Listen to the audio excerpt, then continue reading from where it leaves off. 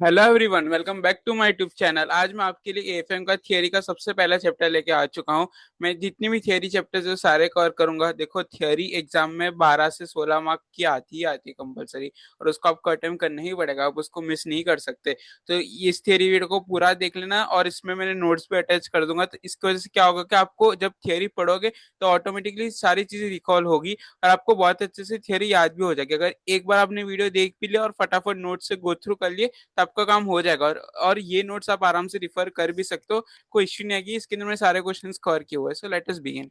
Question number one, in the current scenario of globalisation and growth in information and communication technology, the responsibility of CFO has been drastically change. मतलब यहाँ पे जो भी CFO की responsibility है वो change हुई है। तो उस पे अपन को लिखना है कि अब उसके नए रोल्स क्या होंगे, कैसे ट्रेडिशनल रोल क्या हुआ करते थे। तो आइए एक बार आंसर पढ़ते हैं, मैं आपको बताता हूँ कैसे लिखना है इसके अंदर। Traditional main role of CFO क्या था? वेल्थ मैक्सिमाइजेशन का। तो ये लाइन आपको लिख लेनी है, जैसे लिखिए वैसे ही लिखना। हो याद हो सके सेम लाइन तो लिख देना, वरना ओन वर्ड्स में भी लिख के आ जाना चलेगा। लेकिन ये वेल्थ मैक्सिमाइजेशन वाला पॉइंट जरूर लिखना, आपको इसके मार्क्स मिलेंगे। लेकिन however in recent time because of globalisation, growth in information and technology, the rules have been change. ऐसे लिख के आना। ये पूरा पैरा उसके ऊपर है। अब जो नए रूल्स है वो क्या है, वो यहाँ पे लिखे हुए हैं।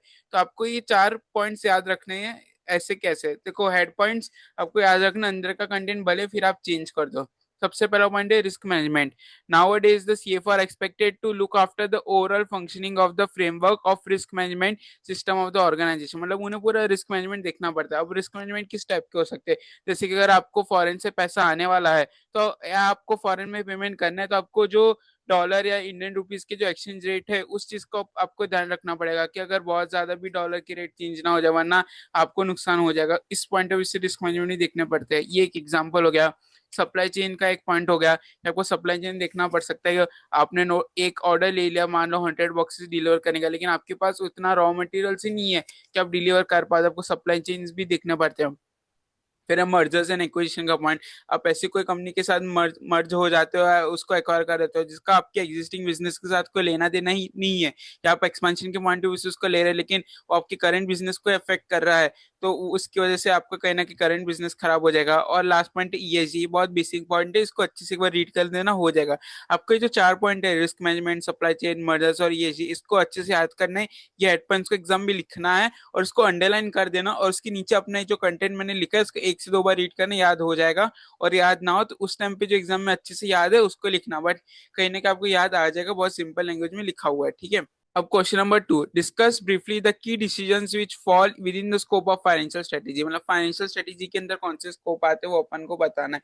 और इसके और भी ऑल्टरनेटिव क्वेश्चन है जो कि पूछे जा सकते हैं, तो यहाँ पे मैंने लिख के रखा है आपके लिए। ठीक है। अभी देखो, the key decision which fall with in the scope of financial strategy क्या है, ये देखो। Financial decision, this decision deals with the mode of financing, mix of equity capital और डेब्ट कैपिटल। मतलब आपको इसमें बताना पड़ेगा कि आप इक्विटी में पैसा रेस कर रहे हो या डेट में पैसा रेस करने वाले हो या मिक्स में करने वाले हो, उस हिसाब से ये पॉइंट ऑफ इन्वेस्टमेंट डिसीजन।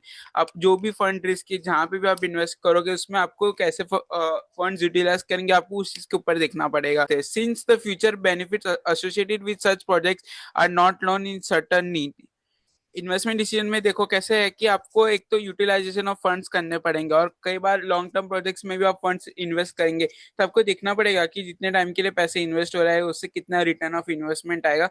तो उस सब के बारे में यहाँ पे लिखा हुआ है, जितना रिटर्न आ रहा है उसमें रिस्क कितना इन्वॉल्व है, तो वो सारी चीजें लिखी हुई आपको उस पर करना पड़ेगा। दूसरा डिविडेंड डिसीजन, कि जो भी आप अर्न कर रहे हो पैसा उसमें आपको डिविडेंड में डिस्ट्रीब्यूट करना है, आपको बिजनेस के अंदर री इन्वेस्ट करना है, तो वो वाला एक डिसीजन आ जाएगा। और फोर्थ पोर्टफोलियो डिसीजन। यहाँ पे पोर्टफोलियो डिसीजन में आपको पूरा का पूरा आपका इन्वेस्टमेंट इवैल्यूएट करना है, लेकिन ये यहाँ पे आपको पोर्टफोलियो में पूरा ऐसे कंपनी के पॉइंट ऑफ व्यू से दिखना है कि कंपनी के लिए कितना बेनिफिशियल है, ना कि उसको एक आइसोलेटेड पॉइंट ऑफ व्यू से दिखना है। उसी चीज को यहाँ पे लिखा हुआ है, आप अच्छे से रीड करना, हो जाएगा। अब क्वेश्चन नंबर थ्री की तरफ जाते हैं। State the strategy of the different hierarchy levels. तो जो भी हायरार्की लेवल्स है उस पे क्या डिफरेंट स्ट्रेटेजी उसके बारे में अपन को बताना है। सबसे पहला है कॉर्पोरेट लेवल स्ट्रेटेजी, फिर बिजनेस लेवल स्ट्रेटेजी, और फिर फंक्शनल लेवल स्ट्रेटेजी। मैं तीनों स्ट्रेटेजी आपको अच्छे से एक्सप्लेन कर दूंगा, आपको ऐसे ही लिख के आना एग्जाम के अंदर। ठीक है। तो सबसे पहला कॉर्पोरेट लेवल स्ट्रेटेजी क्या होता है? Corporate level strategy fundamentally is concern with selection of the business in which a company should compete. मतलब आपको डिसाइड करना है कंपनी को कि कौन से बिजनेस के अंदर उसको कम्पीट करना है। और कॉर्पोरेट लेवल स्ट्रेटेजी जो भी, उसको तीन मेन क्वेश्चन का आंसर देने पड़ते हैं। कौन से? सुटेबिलिटी, फिजिबिलिटी और acceptability. whether the strategy would work for accomplishment of the common objective of the company। अब जो भी स्ट्रेटेजी बना जो भी कंपनी का ऑब्जेक्टिव क्या उसको फुलफिल कर पाएगी। सेकेंड मीन्स से फिजिबिलिटी। आप जो भी स्ट्रेटेजी बना रहे हो बट उसमें बहुत ज्यादा पैसा लगने वाला है, बहुत ज्यादा रिसोर्सेज लगने वाला है, लेकिन आपके पास उतने रिसोर्सेज है ही नहीं, तो वो स्ट्रेटेजी आपके लिए फिजिबल ही नहीं है। तो आपको पहले सुटेबिलिटी देखनी है, सुटेबिलिटी देख ली, फिर आपको फिजिबिलिटी देखनी है। स्ट्रेटेजी बना ली थी, लेकिन स्ट्रेटेजी के बाद उतने पैसे उतनी रिसोर्सेज है कि आपके पास उस स्ट्रेटेजी के लिए। और थर्ड है एक्सेप्टेबिलिटी। क्या स्टेक होल्डर्स जो भी है उसको एक्सेप्ट करेंगे स्ट्रेटेजी को। आप मान लो आपका स्ट्रेटेजी सही है, बट रिसोर्सेज भी आपके पास है, लेकिन आपको इलीगल बिजनेस में जा रहे हो तो स्टेक होल्डर्स को एक्सेप्ट ही नहीं करेंगे। तो इस तीन चीज को आपको अच्छे से लिखना है कॉर्पोरेट लेवल स्ट्रेटेजी का। हो सकता है कि कॉर्पोरेट लेवल स्ट्रेटेजी का एक अलग से ही पूरा क्वेश्चन आ जाए, क्योंकि नेक्स्ट क्वेश्चन वैसे ही देखो, क्वेश्चन नंबर 4 यहाँ पे describe the main function of corporate level strategy. तो यहाँ पे जो भी मेन फंक्शन जो वहां पे ऊपर लिखे हुए थे वही ये फंक्शन है। तो आपको अच्छे से पता होनी चाहिए कि पूरा आंसर आपको रीड करना। हो सकता है कि इसमें से कुछ पार्ट पूछ ले, हो सकता है किसी बिजनेस यूनिट लेवल स्ट्रेटेजी पूछ ले, तो आपको अच्छे से प्रिपेयर होना, आपको सारी चीजें पढ़नी है। अब बिजनेस यूनिट लेवल स्ट्रेटेजी क्या है? स्ट्रेटेजिक बिजनेस यूनिट में भी any profit centres that can B plan independently from other business unit of corporation. मतलब एक अलग से एक बिजनेस का पार्ट है, एक अलग से सेंटर है जो अलग से प्रॉफिटेबल है, उसके लिए स्ट्रेटेजी अलग से बना सकते हो। मान लो मेरा एक पूरा कोचिंग का बिजनेस है, उसमें मैं लोगों को पढ़ाता भी हूँ, दूसरे में अपने बुक्स भी है, तो अपने बुक्स भी सेल करता हूँ। हो सकता है जो मेरा बुक्स का बिजनेस है वो ज्यादा प्रॉफिटेबल है, तो हो सकता है कि मैं उस बुक्स बिजनेस के लिए अलग से स्ट्रेटेजी बनाऊंगा, और जब मैं बाकी बिजनेस के लिए बनाऊंगा अलग से स्ट्रेटेजी बनाऊंगा। तो बिजनेस यूनिट लेवल स्ट्रेटेजी इस चीज के आप अलग से जो प्रॉफिट सेंटर उसके लिए आप एक अलग से स्ट्रेटेजी बनाएंगे। अब थोड़े फंक्शनल लेवल स्ट्रेटेजी हो सकता है कि ये अलग से पूछ ले, क्योंकि इसमें कंटेंट बहुत ज्यादा है फंक्शन लेवल के लिए। ये आई देखते क्या function level is the level of operating divisions and departments. The strategic issues at this level are functional business processes and value. मतलब ये फंक्शनल लेवल स्ट्रेटेजी वो स्ट्रेटेजी है जो एकदम हाई लेवल में भी इन्वॉल्व रहती है, क्योंकि यही है जो भी प्लान जो बिजनेस यूनिट और कॉर्पोरेट लेवल ने बनाए रहती है, इस चीज को जो एग्जीक्यूट करते हैं वो फंक्शनल लेवल स्ट्रेटेजी है। और हाई लेवल प्लानिंग में ये इन्वॉल्व रहते हैं, क्योंकि जो भी कस्टमर्स का फीडबैक है, जैसे यहाँ पे लिखा हुआ है, involve in high level strategy by providing input to business unit level and corporate level such as providing information on customer feedback on resources. मतलब इन्हें पता रहता है जो भी कस्टमर का फीडबैक है, क्योंकि ऑन ग्राउंड पे तो यही लोग है, जैसे फंक्शनल लेवल में हो गए, कोई सेल्स डिपार्टमेंट हो गए, ह्यूमन रिसोर्स की डिपार्टमेंट हो गई, क्योंकि उन्हें ग्राउंड लेवल पे पता है तो क्या होता है।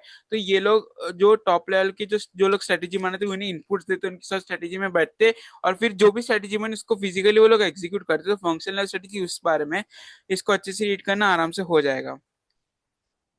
क्वेश्चन नंबर 4 मैंने जब ऊपर कॉर्पोरेट लेवल स्ट्रेटेजी एक्सप्लेन की तभी मैंने कर दिया था, उसी को रीड कर लेना, कुछ अलग से नहीं लिखा हुआ है। Question number 5. Explain the outcome of financial planning. Financial resource or financial tools and financial goals are the outcome of financial planning. Do you agree? ये क्वेश्चन इस दो तरीके से पूछा जा सकता है, तो आइए देखते हैं। Financial planning is a systematic approach whereby financial planner helps the customer to maximize his existing financial resources by utilizing financial tools to achieve his financial goals। तो आपको ये लाइन लिख के आनी है, उसका एज इट इज रट्टा मार दो। जैसे ये क्वेश्चन दिखी ये लाइन आपको लिख के आनी है। जो पार्ट 2 में पूछा गया है कि क्या ये आउटकम्स है, तो नहीं, ये आउटकम्स नहीं है, बल्कि कंपोनेंट्स है फाइनेंशियल प्लानिंग्स के। तो आपको लिखना, अगर आपको मान लो ये लाइन पूछी गई क्वेश्चन में, तो पहले तो आपको ये चीज लिखनी कि नहीं ये आउटकम्स नहीं है, ये कंपोनेंट्स है फाइनेंशियल प्लानिंग के। उसके बाद के आपको आउटकम्स जो है उसको आपको बताना है कि financial objectives, financial decision making और फाइनेंशियल मेजर्स। तो फाइनेंशियल ऑब्जेक्टिव्स क्या है कि are to be decided very outside. आपकी जो भी स्ट्रेटेजी बना कुछ भी कर रहे हो तो आपके फाइनेंशियल ऑब्जेक्टिव्स क्लियर होना चाहिए कि आपको मेन ऑब्जेक्टिव क्या है।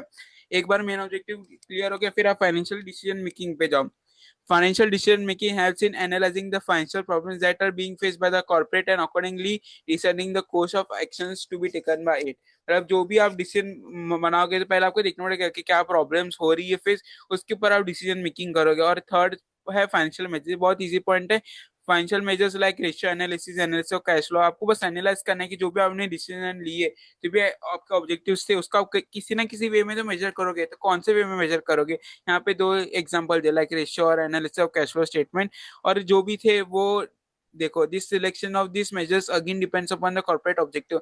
आप कोई भी मेथड से मेजर कर सकते हो आपके फाइनेंशियल ऑब्जेक्टिव, डिसीजन मेकिंग जो कितना एक्यूरेट हुए, उससे क्या बेनिफिशियल हो, लेकिन कौन से वे से करना है वो आपकी कंपनी के ऑब्जेक्टिव्स के ऊपर डिपेंड करते हैं, वही लिखा हुआ था। तो क्वेश्चन नंबर 5 भी अच्छे से एक्सप्लेन कर दिया, इसको अच्छे से रीड करना है, कहीं ना कहीं एक बहुत इंपॉर्टेंट क्वेश्चन है मेरे पॉइंट ऑफ व्यू से। Question number 6. Explain the interface of financial policy and strategic management और मतलब अगर इस वे में नहीं आता और कौन से वे में आ सकता है? The starting point of an organisation is money and the end point of organisation is also money. तो आपको इस स्टेटमेंट को एक्सप्लेन करना है। इतना बड़ा आंसर आप देख के सोचेंगे कि इसको कैसे याद रखेंगे, पूरा वर्ड टू वर्ड याद नहीं रखना है आपको, मेन चीजें पता होनी चाहिए कि कौन से कीवर्ड्स और कौन से लाइन जो इंपॉर्टेंट है, और फिर आप ओन वर्ड्स में भी कहीं ना कहीं इसको लिख के आ सकते हो। देखो मैं ऊपर ऊपर से आपको अच्छे से एक्सप्लेन करूंगा कि इसके अंदर लिखा हुआ क्या है, ताकि आपको एक रफ आइडिया जाए कि मुझे इस आंसर को कैसे लिखना है अगर एग्जाम में आ गया तो। इतना बड़ा दिख के डर मत जाना, बहुत इजी आंसर है, मैं अच्छे से एक्सप्लेन करता हूँ। No organization can run an existing business and promote a new expansion project without a suitable internal financial base. मतलब आप कोई भी नया बिजनेस या कोई भी बिजनेस का एक्सपेंशन कर ही नहीं सकते अगर आपके पास अच्छे पैसे या फंड्स ना हो, तो वही लिखी हुई है। अब sources of finance and capital structure, तो कौन से सोर्सेज हो सकते हैं? या तो ओनर्स कैपिटल हो सकता है, बोरोड कैपिटल हो सकता है, दोनों का मिक्स हो सकता है, तो वही चीज लिखी हुई है। देखो, the desire mix of equity and debt capital, there are some norms of debt equity ratio, however this ratio is in the ideal form varies from industry to industry. इसको अच्छे से लिख के आना कि अगर starting point of the organisation is money and the end point of the organisation also money. या अगर पहले आपको लिखना है कि कोई भी बिजनेस एक्सपांड नहीं कर सकता, चालू ही नहीं हो सकता अगर आपके पास पैसा ही ना हो। फिर आपको लिखना है कि सोर्सेज ऑफ फाइनेंस क्या हो सकते हैं, या तो डेट या तो ओनर्स कैपिटल या तो दोनों का मिक्सर हो सकता है। अब second point, investment end fund allocation. एक बार पैसा आ गया, सब कुछ आ गया, अब आपको उसको इन्वेस्ट करना है या अलोकेट करना है, तो कैसे करोगे? देखो, बहुत टाइप की इन्वेस्टमेंट हो सकता है, आपकी कंपनी में अलग अलग डिपार्टमेंट्स होंगे और उनके अलग अलग ओपिनियंस रहेंगे। तो कैसे, इसके एग्जांपल देखो, बिजनेस यूनिट में भी divided into three groups. Three type के ग्रुप्स हो सकते हैं। देखो, one type of proposal will be for addition of a new product. एक डिपार्टमेंट बोलेगा कि नया प्रोडक्ट ले आते हैं। फिर increasing the level of operation of existing product, एक डिपार्टमेंट बोलेगा जो नया प्रोडक्ट नहीं लाते, जो ऑलरेडी प्रोडक्ट है उसको और एक्सपांड करते, उसका प्रोडक्शन डबल डाउन करते हैं। और एक थर्ड डिपार्टमेंट बोलेगा cost reduction and efficient utilisation of resources. मतलब एक डिपार्टमेंट बोलेगा ना ही अपन नया प्रोडक्ट लाते, ना ही प्रोडक्शन इंक्रीज करते, जो कॉस्ट है उसको रिड्यूस करते, ऑटोमेटिकली प्रॉफिट इंक्रीज हो जाएगा। तो आपको आपका इन्वेस्टमेंट कहाँ यूटिलाइज करना है, कहाँ पे रिसर्च करना है, इस थ्री टाइप के हो सकते हैं। आपको इसको एग्जाम्पल के वे में लिख के आना है, जैसे मैंने लिखा है वैसे ही लिखना, आपको मार्क्स आराम से मिल जाएंगे। और थर्ड है डिविडेंड पॉलिसी। आगे की भी क्वेश्चन में आया था कि जो भी आपने पैसा कमाया है उसको आपको कैसे इन्वेस्ट करना है, क्या आपको कंपनी में री इन्वेस्ट करना है, तो शेयर होल्डर्स को डिविडेंड के वे में देना है, तो वही पॉइंट ऑफ व्यू था।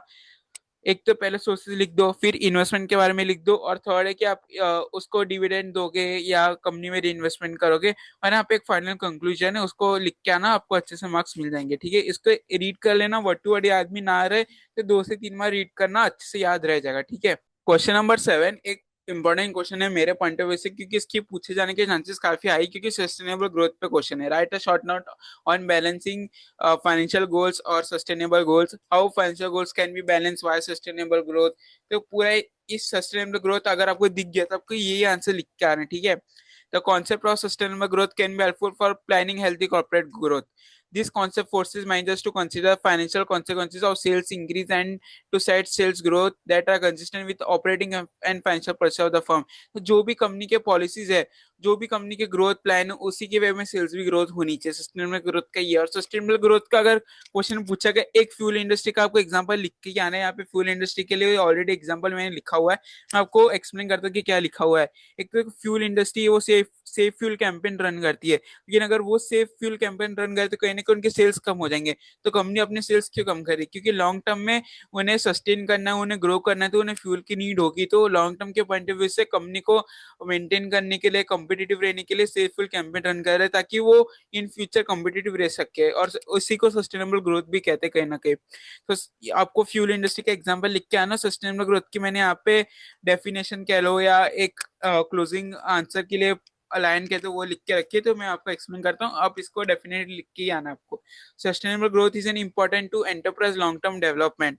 टू फास्ट और to grow slow will go against the enterprise growth and development. So financial should be play important role in enterprise development. मतलब बहुत फास्ट ग्रोथ और बहुत स्लो ग्रोथ कहना कि ऑर्गेनाइजेशन को affect करेगी, तो सस्टेनेबली ग्रो करना चाहिए।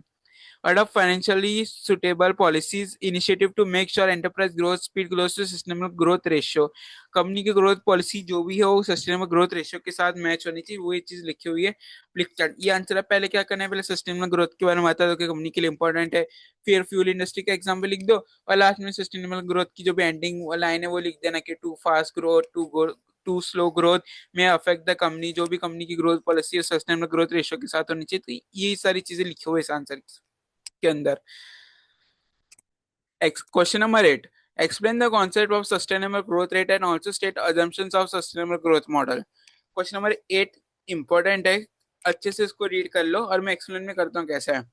The sustainable growth rate concept was given by Robert C Higgins. आपको अच्छे से इसका नाम याद रखना है। हो सकता है अगर ये क्वेश्चन ना भी है लेकिन एमसीक्यू में पूछ ले कि ये कॉन्सेप्ट किसने दिया था, चार नाम दे दिया, आपको पता नहीं चाहिए कि जो कॉन्सेप्ट है इसी बंदे ने दिया था। और अगर आप इसके मार्क्स लिख के आओगे कहीं ना कहीं जो भी एग्जामिनर है, जो भी आपका पेपर चेक कर रहा है, वो बहुत अच्छे से इंप्रेस होगा कि इसने बहुत अच्छे से प्रिपरेशन की है, तो आपको मार्क्स फुल मिलने की इस क्वेश्चन में चांसेस हाई हो जाएंगे, कि बहुत लोग इसका नाम ही याद नहीं रख पाएंगे। तो आपको इसका नाम याद रख के जाना है, एमसीक्यू में आ सकता है या क्वेश्चन भी आगे आप नाम लिख के आएंगे, जो भी आपका पेपर चेक करे वहीं आपसे इंप्रेस हो जाएगा और आपको मार्क्स आराम से मिल जाएंगे। ठीक है, the sustainable growth rate concept इसने दिया था रॉबर्ट ने, of a firm is the maximum growth in sales that can be achieve given in the firm's profitability, asset utilisation and desired dividend pay out.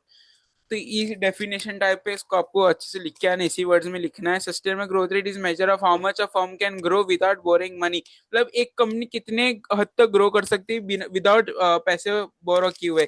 एक बार आपने जितना grow कर सकते थे विदाउट मनी रेस किए हुए, एक बार आप ग्रो हो गए उसके बाद आपको मनी रेस करनी, वो चीज लिखी हुई है। और यहाँ पे इसकी फॉर्मूला दी हुई, फॉर्मूला अच्छे से याद कर लेना और फॉर्मूला लिख के आना, तो आपको इसके मार्क्स मिलेंगे। और कुछ अजम्पशंस है, तो अजम्पशंस क्या है वो आपको लिख के आना है। Maintain a target capital structure without issuing new equity, maintain a target dividend payment ratio. और आप डिविडेंड दे रहे हो 20% हर ईयर के अंदर, तो आपको 20% ही रखना है। किसी साल 30 का दिया, किसी साल 50 का, ऐसे नहीं, टारगेट डिविडेंड पेमेंट रेशियो होना चाहिए। Increase sales as rapidly as market condition अलग, अगर आप सेल्स कर पा रहे हो अच्छे से, जो मार्केट कंडीशन अलग करे तो आपको रैपिडली करनी है। कुछ एजम्पशंस थे आपको लिख के आने हैं, ये डेफिनेशन लिखनी है, उसका नाम लिखना है, बस क्वेश्चन के अंदर कुछ नहीं था, यही था, इसको अच्छे से लिख के आना। Question number 9. What makes an organization financially sustainable, or explain the traits that an organization should have to make itself financially sustainable? तो ये बहुत इजी आंसर, इसको बहुत क्लियर। एक तो मोर देन वन और जनरेटिंग इनकम होनी चाहिए, more than one source of income होनी चाहिए, गुड पब्लिक इमेज होनी चाहिए, be clear about its value और फाइनेंशियल ऑटोनॉमी होनी चाहिए। कंपनी के पास मतलब मोर देन एक वे होनी चाहिए इनकम जनरेट करने के लिए, मल्टीपल सोर्सेस इनकम आने चाहिए। मतलब मान लो आज अगर 100 कंपनी डोमेस्टिकली भी पैसा कमा रही है और एक्सपोर्ट करके भी पैसा कमा रही है, फिर मान लो कुछ ग्लोबल कंडीशंस खराब हो गए फॉर एग्जांपल, और कंपनी एक्सपोर्ट से पैसे नहीं कमा पा रही, तो डोमेस्टिक वे से पैसा कमा सके ताकि कंपनी रन हो सके। अगर कंपनी सिर्फ एक्सपोर्ट पे डिपेंड होती तो कंपनी रन ही नहीं कर पाती। तो एक एग्जाम्पल था एक्सपोर्ट और डोमेस्टिक का, मैंने बताया। गुड पब्लिक इमेज होनी चाहिए, अगर इन फ्यूचर मुझे अपना आईपीओ लाना है, मेरे कंपनी का है, मुझे फंड रेज करना है, लेकिन मेरा मार्केट में इमेज अच्छे नहीं, तो कोई भी सब्सक्राइब नहीं करेगा, कोई भी मुझे पैसे नहीं देगा। तो ये चीजें हैं आपको अच्छे से याद रखनी, एक बार रीड करोगे ना ये आंसर आराम से याद रह जाएगा आपको, तो इसमें इश्यू नहीं आनी चाहिए। Question number 10. What makes an organization sustainable, or explain various requirements that makes an organization sustainable? Answer ये इसका देखते हैं। In order to be sustainable and organisation must have clear strategic direction. मुझे पता होना चाहिए कि मेरे डायरेक्शन क्या है, मुझे किस वे में अपनी कंपनी ग्रो करनी है। मैंने कंपनी तो खोल दी लेकिन मेरे पास कोई स्ट्रेटेजी नहीं है उसको कैसे ग्रो करने की, तो इस चीज का कोई मतलब ही नहीं बैठता है। Be able to scan its environment और context to find opportunity for its work. मुझे एनवायरमेंट स्कैन करना आना चाहिए, मुझे पता होना चाहिए कि अभी इस ये इंडस्ट्री बूम हो रही है, तो मैं अपना कहने की बिजनेस उसी इंडस्ट्री में खोलूं जहाँ पे ग्रोथ की अपॉर्चुनिटी ज्यादा है। मुझे अपने कॉम्पिटिटर्स को आइडेंटिफाई करना आना चाहिए, वो सब लिखा हुआ है। Be able to attract manage and retain competent staff. Company को अपने स्टाफ को रिटेन करना आना चाहिए, कॉम्पिटेंट स्टाफ को। मान लो मेरा बिजनेस है, ये मेरा प्रोडक्ट है, ये मेरी सेल्स अच्छी हो रही है, लेकिन मेरा जो कंपनी का स्टाफ है वो अगर मैं रिटेन नहीं कर पाता तो मुझे बार बार स्टाफ को ट्रेन करना पड़ेगा, उसी में मेरा कॉस्ट इंकर होगा। और जितना वर्कफोर्स चेंज होगा उतनी कंपनी में चीजें भी चेंज होती जाएगी। अगर कंपनी का जो स्टाफ है अगर वो रिटेन हो रहा है तो कंपनी के लिए कहीं ना कहीं गुड पब्लिक इमेज भी बनेगी। ठीक है, have a adequate administrative and financial infrastructure. Company का इंफ्रास्ट्रक्चर अच्छा होना चाहिए। Get community support and involvement in its work. अब मान लो मैं अपना क्लासेस खोल रहा हूँ, बट अगर सीए के जो स्टूडेंट्स है वही मुझे सपोर्ट नहीं कर रहे तो मैं कैसे अपने क्लासेस चलाऊंगा। जो भी सीए की कम्युनिटी है फॉर एग्जांपल, उसका मुझे सपोर्ट चाहिए ताकि मैं अपने क्लासेस और ज्यादा ग्रो कर सकूं। वैसे ही जो भी बिजनेस है उसके जो बिजनेस की जो भी कम्युनिटी है, जो भी उसकी यूजर्स है, अगर वो इसको सपोर्ट नहीं करे तो बिजनेस ग्रो कैसे करेगा। कि ये पॉइंट्स आपको अच्छे से इसको याद करके आना है। क्वेश्चन नंबर 11, ये भी रिसेंट एमटीपी आरटी में पूछा गया था, तो एक इंपॉर्टेंट क्वेश्चन है और आपके अटेम्प्ट में आ भी सकते हैं, उसको अच्छे से देख लो। Two approaches that are used to calculate external funding requirement. तो कौन सी दो अप्रोच है जिसकी वजह से अपन ईएफआर कैलकुलेट कर सकते हैं? एक एनालिटिकल अप्रोच है, दूसरा फॉर्मुला बेस्ड अप्रोच है। एनालिटिकल अप्रोच क्या? In this approach we begin by analysing each item of the balance sheet in relation to changes in sales and determining their amounts while considering prescribed conditions। मतलब अगर कोई भी balance sheet के item को एक एक को अपन कंपेयर करेंगे कि सेल्स चेंज हो रहा है तो ये आइटम कितनी चेंज होंगे, वही है। और दूसरा फॉर्मूला बेस है, ये फॉर्मूला दी हुई है कि total sales divided by sales into change in sales. तो यहाँ पर अगर आप ऐसे लिख रहे हो ट्राइंगल एस करके, तो आपको नीचे लिखना पड़ेगा एग्जाम के अंदर कि ट्राइंगल एस शो करता है चेंज इन सेल्स, वरना आप इसकी जगह पे डायरेक्ट चेंज इन सेल्स लिख दो तो भी काम चल जाएगा। अगर आप कहीं पे शॉर्ट फॉर्म यूज कर रहे हो तो शॉर्ट फॉर्म का जो मेन फॉर्म है, जो भी मेन चीज आपको कहीं ना कहीं आंसर शीट में लिखनी पड़ेगी, वरना एग्जामिनर आपके मार्क्स डिडक्ट कर सकता है। तो ये फॉर्मूला है और एक कौन सी वैल्यूज किस चीज के लिए रिप्रेजेंट करते हैं यहाँ पे नीचे लिखे हुए, ये फॉर्मूला को अच्छे से याद कर देना। हो सकता है अगर डिस्क्रिप्टिव में ये चीज ना पूछी जाए, मतलब थियोरी में ना पूछी जाए, तो समझ में ये फॉर्मूला बेस पे पूछ ले कि इस बेस पे आप ईएफआर कैलकुलेट करके हमें दो, तो फॉर्मूला बहुत अच्छे से याद कर देना। टोटल 11 क्वेश्चन है इस पूरे चैप्टर के अंदर। 11 क्वेश्चन आप कहीं ना कहीं 1 घंटे के अंदर आराम से अगर अच्छे से रीड करोगे आपको बहुत अच्छे से याद हो जाएंगे। तो that's it for today's video. और मैं ऐसे सारी थियरी टॉपिक्स के लिए लेके आऊंगा एक्सप्लेनेशन और नोट्स, तो आपको बहुत ज्यादा हेल्प हो जाएगी। तो सब्सक्राइब जरूर कर देना और अपने सभी दोस्तों के साथ शेयर कर देना ताकि उन्हें भी हेल्प हो सके और आप भी कोई इंपॉर्टेंट अपडेट मिस ना करें। Thank you so much for watching.